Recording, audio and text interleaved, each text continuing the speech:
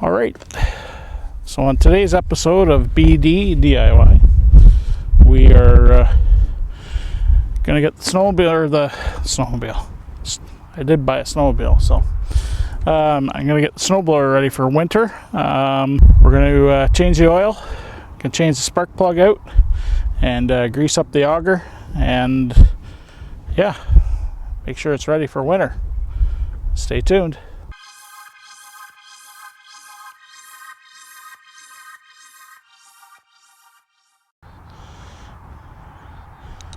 Alright, we got our oil pan set up. You can see this has got an extended oil drain on it. You can do this yourself. Usually the oil plug will be right here in the bottom of the motor. But then when you take the plug out, you get oil absolutely everywhere. So all you need to do is go to the hardware store, get yourself some pipe fittings, create an elbow. When I'm done with this, I just flip it back up out of the way. That way if the end ever did come off, the oil still won't come out. And then you just gotta loosen this off. Make sure we're over the pan.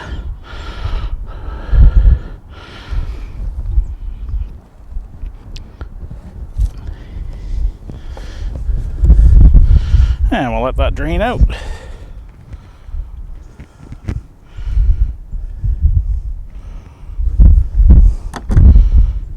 Definitely due for an oil change. I don't think I changed it last year because the previous winter we had hardly any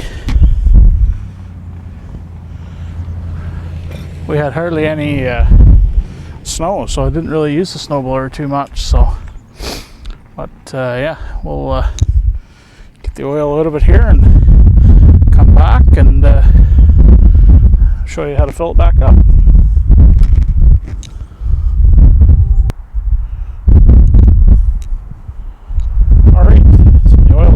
Out here, just need to tighten this back up.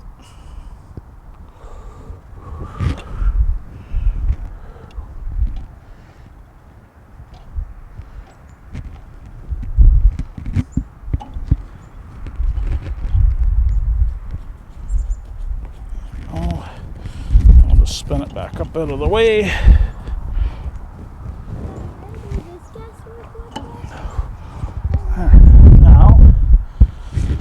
We just gotta add the oil in now. Alright, now we can dump our oil in. And I'm not 100% sure just how much this takes.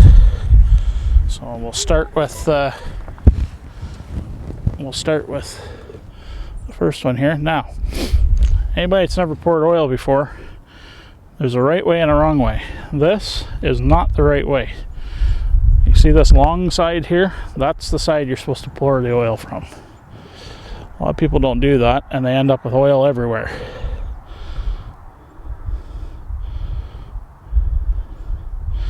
Now I'm using 10W30 synthetic.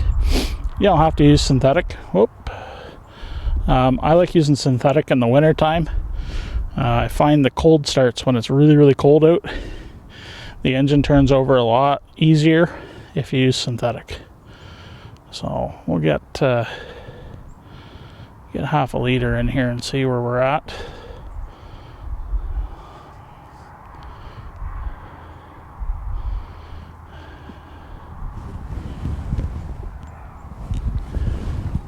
Let that go down a little bit.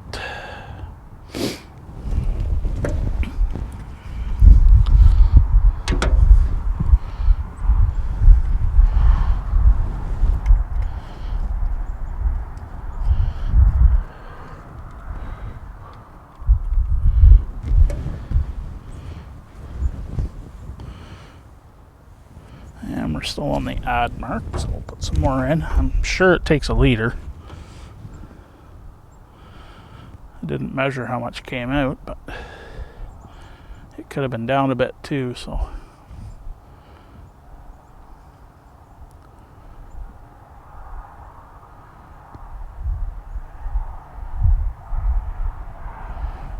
That's probably 3/4 of a liter. We'll check it.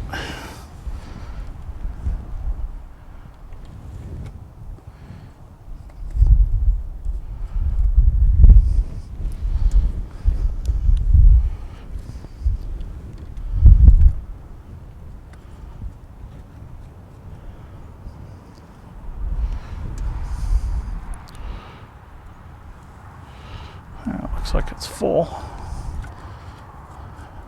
It's good. Got the lid, bud. Put the lid on that. Okay. That's the oil change done. Now we'll get you resituated here, and we'll change out the spark plug.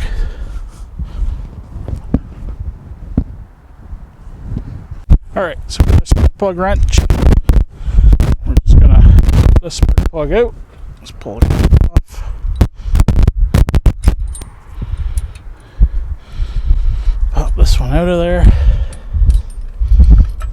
I don't know how long this one's been in there, but it's been there a long time. By the looks of it, it's not in the best of shape.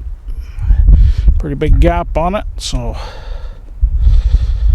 now this one comes pre-gapped at 30 thou, which is what the recommendation is. So we'll get that back in there, tighten it up.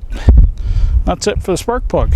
Now we'll throw some fresh gas in it, and we should be able to spark it right up.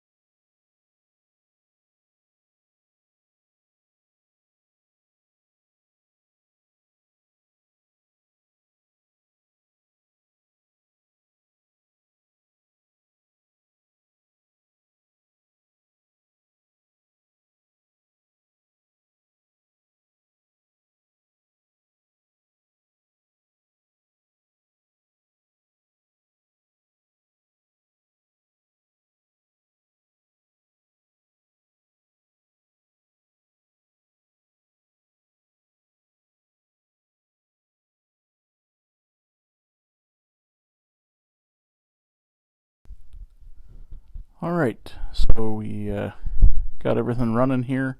Everything's tuned up, ready to go. Now, as far as gas goes, I don't leave gas in this. In the spring, I make sure that I drain the tank.